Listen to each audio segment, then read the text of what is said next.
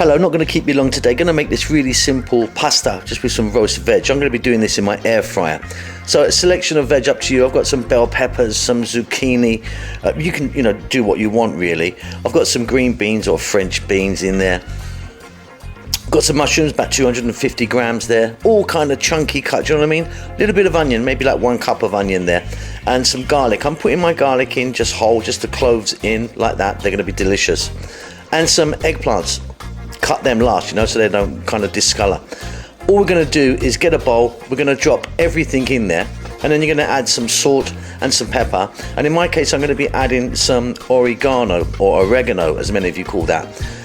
You can change the spices, so maybe get some chili in there, maybe get some curry powder in there, get some cumin, just take it in the direction you want really. I'm just going salt, pepper, and the oregano.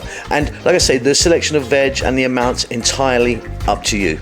The other thing I'm going to be adding to this is some oil. I'm using olive oil. Just going to get it in there, not too much, just to kind of, moisten it all up so it's great in the air fryer. Now, like I say, I'm going air fryer with this, but you could just pop this all on a oven tray. Do you know what I mean? Put it in an oven really, really hot, roast it for like, 10 or 15 minutes maybe. So for me, I'm going to go 180 for about 15 minutes. Really, really simple this is.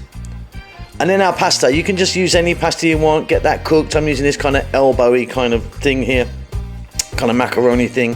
I've got there about 400 grams cooked, ready to roll. So simply, we're gonna just drop all of the roast veg in there, which is delicious already. You can eat that separately if you want. You don't have to have this with pasta.